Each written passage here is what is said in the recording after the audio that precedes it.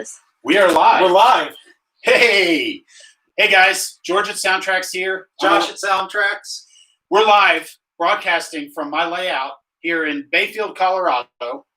We wanted to come live to you to kind of show off a few things here in a real world environment, as well as answer some of your questions.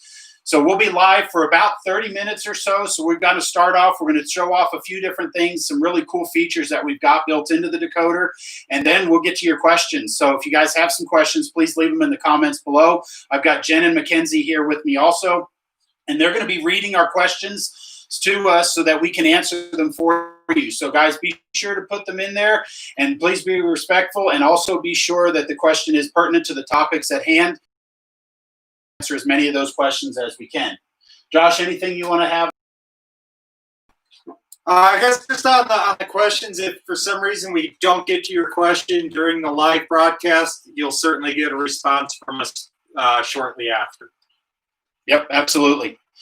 So with that, let's go ahead and start off. So first off, I want to start off in the steam era. And so we have this small little 10-wheeler. I'm going to move this diesel out of the way here.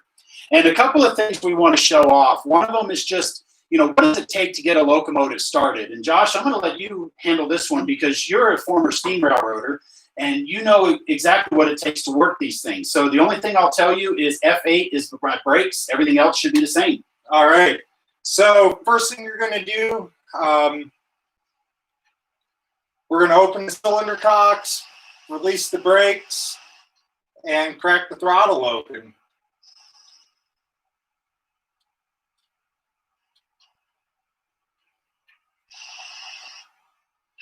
You gotta release the brakes. There you go.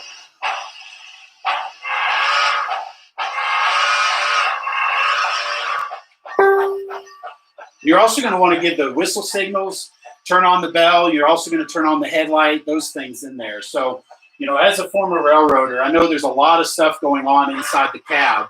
And we have a lot of the sounds that you're going to hear in a real railroad locomotive built into the Tsunami 2. So is there any specific sounds that you maybe want to talk about? The one that I get a lot of phone calls and emails about is I turn the headlight on and I get a buzz out of the decoder. Is my decoder broken? Yeah. That's actually the sound on a steam locomotive of the dynamo, which produces 32 volts of DC power for all of the lighting accessories on the locomotive. So hopefully we can hear it here. We'll turn the headlight on. Let me see if I can pull my microphone. We'll put a little closer over here so we can make sure everybody can hear it. That's not a defect in the decoder. That's an actual appliance on the locomotive. Believe it or not, it's one of the louder appliances when the locomotive's standing still. You can really hear those dynamos whining if the locomotive's not working steam. Now, one thing I'll add to that, just because I grew up in Dallas, Texas. I had no steam engines that were really operating with any regularity back there in the time. And so when I got my first Tsunami, this goes back to 2004 when the first Tsunami hit the market, I added it into my Challenger locomotive. And when I turned on the dynamo and turned on the headlight, I thought, oh, dear God, that's a horrid sound. And so I went through the list of volumes and I went and found it and turned it off. And I said, okay, I've never heard that sound before. So I turned it off. Well, a few years later, I went and chased the 3985 up through Denver. This was Cheyenne Frontier days, and they had the dynamo on. I come walking up to the locomotive, and that was the first thing I heard before any of the blower or any of the other sounds of the steam locomotive as it was sitting idle. And I thought to myself, well, I guess that was a realistic sound. So I went back home after that and turned the volume right back up as loud as you can. Your decoder's not broken if you hear a buzz when you push the headlight button. So where I'm going with this is that with all the different sounds on the decoder, there's a lot of sounds we may not be familiar with on a day-to-day basis because we don't have steam locomotives operating in our backyard. Well, we do. We have steam locomotives operating in our backyard. But yeah, especially more for you. But a lot of people don't have access to this. And so with over 50 different sound effects built into the Tsunami 2, some of the more unused or unfamiliar sounds anyway would be things like the blower. Can you explain what the blower does? So the blower creates an artificial draft for the locomotive when it's not working steam. Steam's exhausted through the smoke box and up the stack. which creates a draw through the boiler tubes through the bottom of the firebox to keep the fire going. When the locomotive's not running, there's no steam exhaust to create that draft. So the blower is essentially a jet of steam that comes out of the base of the smoke box from the blower ring through the stack, and it pulls all those exhaust gases and heat and creates a draft for the fire when the locomotive's not working. Now, here's one of the fun facts for you. Now, on our Tsunami 2, we have 10 different exhaust chuffs that you can choose from. 3 light, 3 medium, 3 heavy, and a geared locomotive. Now, when you change your exhaust chuff, those blower diameters and the blower sound will change as well to make sure that that blower type matches the type of locomotive. So if you have a bigger locomotive, that pressure is going to be much higher because you've got a longer distance to draw that draft. And so with that, that's one of the many ways that we make sure to give you a realistic sound effect. And with 16 different sound channels built into our decoder, that allows all 16 sounds to play. So no longer will you have to sacrifice the sound of a blower or a dynamo over the air compressor to ring the bell or blow the whistle. So you get the full complement of what the sounds are. Now, real quick, I'm going to show you one of my favorite sounds. I don't know how well it'll come through, but we're going to go ahead and move in the forward direction. And we're going to start moving here at about speed step 3. Now, I'm going to use function 19, and function 19 is actually a wheel slip. So you can actually hear the sound of the drivers going out of like they lost contact. So I'm going to move my microphone over there a little closer. And then you hear the engineer back off the throttle. And then when he backs off the throttle, he regains the footing of the wheels underneath of him and then can slowly accelerate the throttle. Now, one of the fun things about this is that during the development of this feature in the decoder, we were actually entertaining the idea of causing the wheels to actually slip and break contact with the rail so that way you had a parallel motion with the sounds. But then we remembered things like traction tires and decided that probably wouldn't be a good idea because traction tires would cause the locomotive to then jerk forward quickly, potentially breaking any couplers or pulling anything like that. So we decided not to do it, so it is just a sound effect. But some of the other features that we're going to throw out here really quickly before we move on to the diesels is as a coal burner here, you're going to burn that coal in that fire to create it and create the heat. Well, as that coal is burned, it creates ash. Well, one of the things that we've talked about in a prior YouTube video is now you can do servicing in your engine house or engine facilities and clean the fire. So function 18 will actually clean the fire. So in this coal burning locomotive, again, I'm going to move my microphone a little closer. We're going to turn on function 18.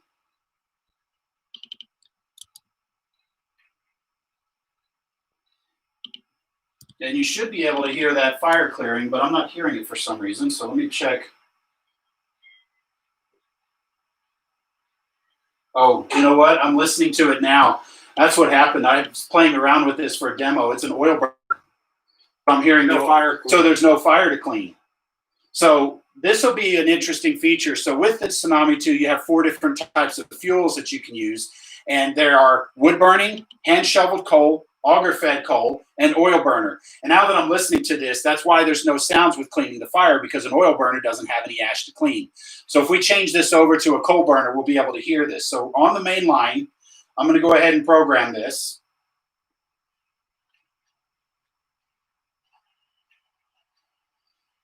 And I believe 0. That's what I need to do. Wrong value, guys. Sorry about that. I'm doing this by memory, so bear with me.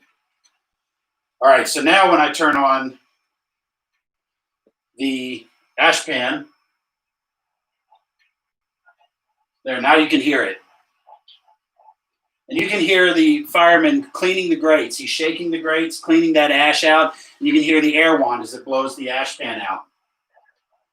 And this will run as long as F18 is active. We can turn off F18, and you'll hear it stop and finish up. And he's all done.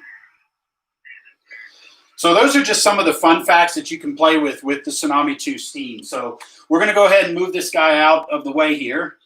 We'll go ahead and turn off the dynamo. We're going to move in reverse. And we're going to move him out of the way. And we're just going to take him off to the side for the moment. And now we're going to bring out the steam or the diesel decoder here. Oops, I went too far. Let's pull him a little forward. There we go. Okay, so now we have our diesel locomotive. Now, some of you guys who are YouTube regulars recognize this as the locomotive that we did an 8-function install into. This is our new 8-function P&P decoders that you can now buy at your retailers as well as online at our website at SoundTraxx.com.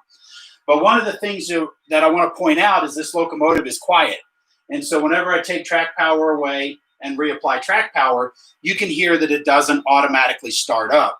And this is because we have a feature built into it called auto start, and this lives in CV114. By default, the auto start is enabled. So as soon as track power is applied, you'll hear that diesel engine start up. The reason we do that is because if you're putting in an installation, you put it on the track and you don't hear anything, there's a potential for that slight fear of, did I wire something wrong, or is the track power not there, or whatever. And so with that being powered up, we can now know that the decoder works. But this is a simple setting, because I don't know about you. I get questions for that all the time. Constantly. Yeah, how do I turn off the auto start, or is there a way to do it? Because a lot of people, I mean, I will tell you, and you can attest to this too. Guys, check out our user's guides, because there's all the features are explained in our user's guide in English terms on how the features work, so that way you can get the most out of your decoder. Now, in this case, CV114 does several different things, but one of them is to turn off the auto start. So as you can see here with the locomotive sitting here, there is track power applied, but you're not hearing the sound. So now when I grab this locomotive here, Loco 605, I'm just going to simply press the function 5 key.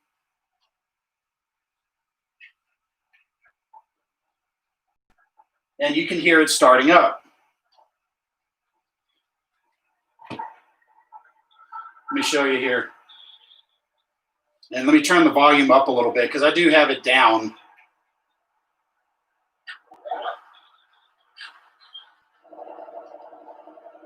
So you can hear that now that the locomotive has started up. Now I have full control of this decoder by simply pushing the F2. I can do a short horn blast with the F3. Bell is F1.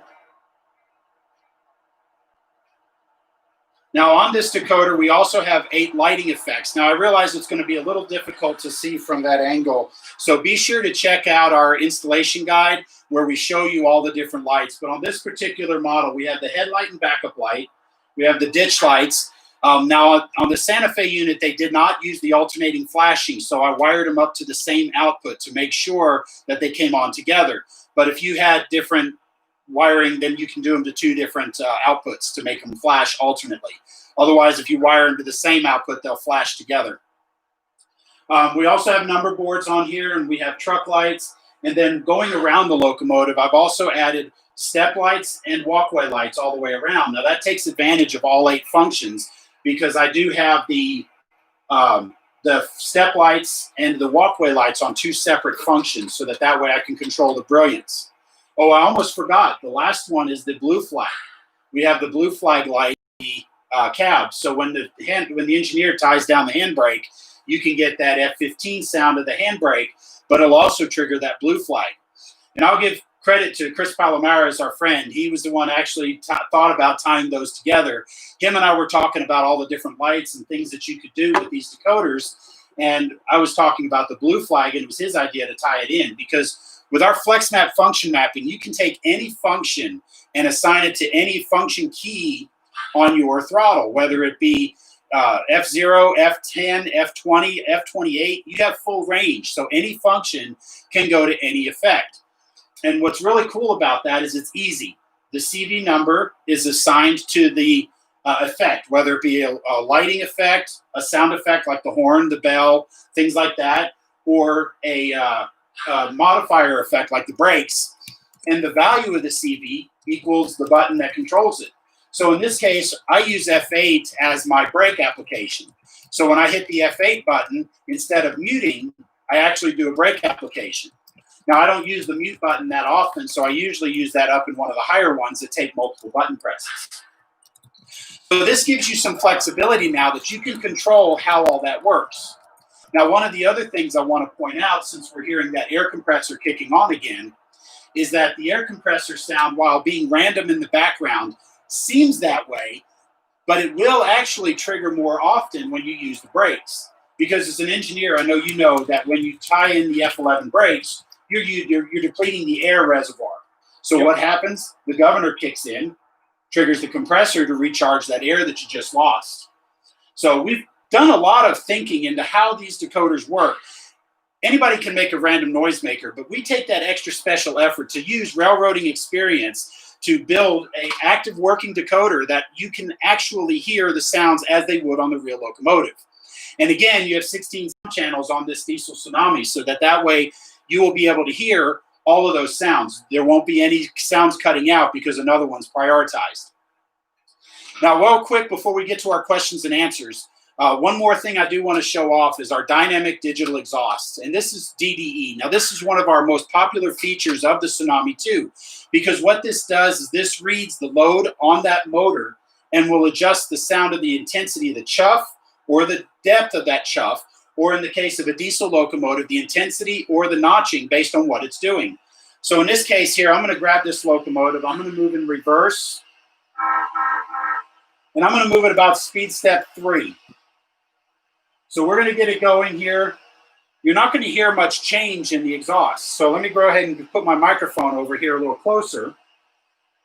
But as I put my thumb over here to slow it down, you actually will hear the locomotive now working harder as it's working against my hand. And then when I release, that back off, and you hear that prime mover spool back down to idle. So that way you get an interactive sound system based on the locomotive and the layout that you're traversing. So if you've got a layout with a grade or a mountainous area, I think I lost power for a second there. But if you're traveling a layout that has a mountainous grade or anything like that, you'll get that dynamic changing of that exhaust to really help bring that railroad to life. So with that, I believe we have some questions. So I'm going to have Jen read us over a couple of questions, see if there's anything that we can help answer for you guys.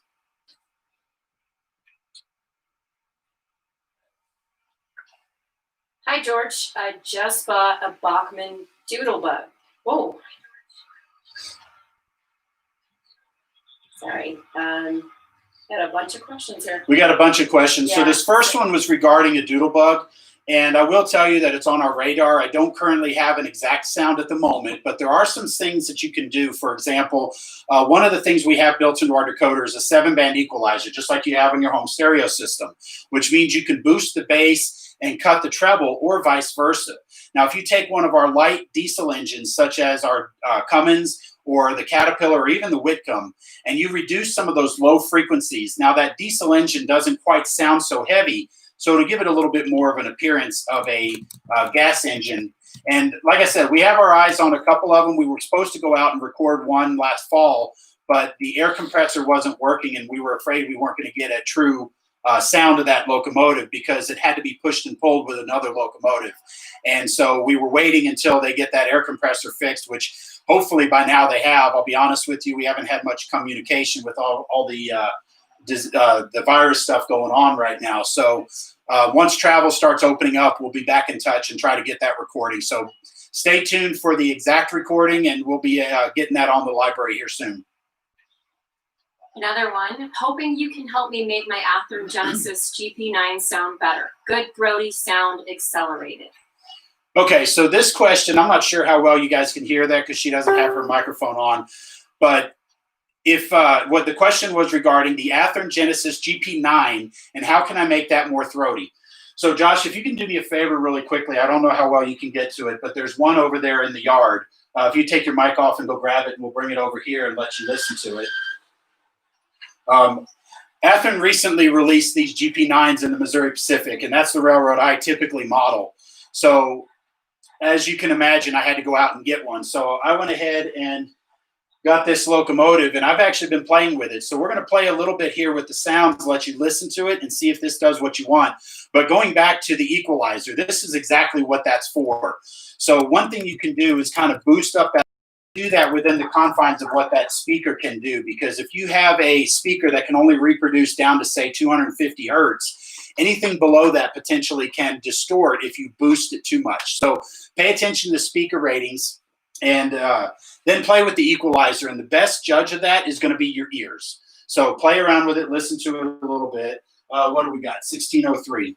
These things are fairly new in my roster. This thing's been on my layout now for about 2 weeks, so I haven't really run an off session with it yet. So let me fire this guy up. You can hear that low pressure alarm bell. I'm going to turn the volume up on this a little bit. Let's mute this. I don't know if I have a mute on it. Oh, yeah, okay. So we may have to take it off the track. All right, so we're going to increase the volume here a little bit. Now, without moving the locomotive, I'm just going to notch it up. I'm going to turn the volume up just a little bit. We're going to hit the RPM plus again. This is the stock Athearn factory decoder, which is a full-featured Tsunami 2 decoder. So you have all the same features built into your Athearn models as you do the aftermarket Tsunami 2. And all I did was change the equalizer up a little bit. So I boosted the low frequencies and kind of cut some of the middle to high frequencies so that way they came together a little bit more in sync. So we'll go back down here, and then I'll run it back and forth a little bit with my dynamic exhaust to let you listen to that as well.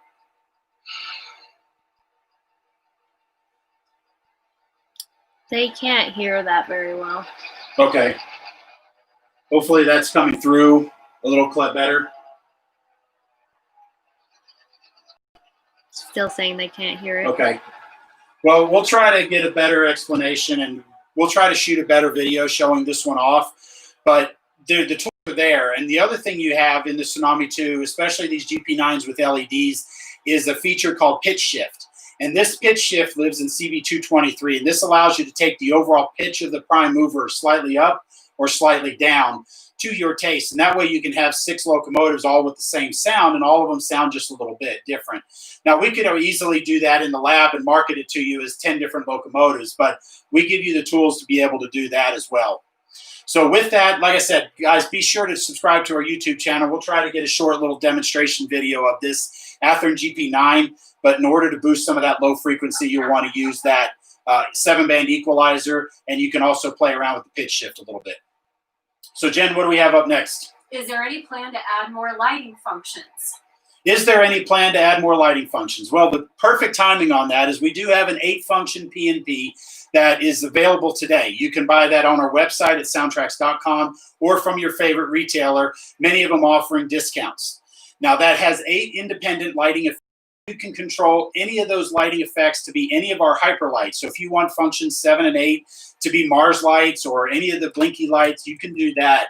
I actually have one of our retailers in California. He's working on a Florida East Coast model that he's using the ditch lights to simulate an oscitrol. So a flashing ditch light, the oscitrol lights will be doing this. And so he's using functions 7 and 8 for that, so that way he can get that extra lighting effect. And he's also doing things like the step lights and the walkway lights. And he also has a red emergency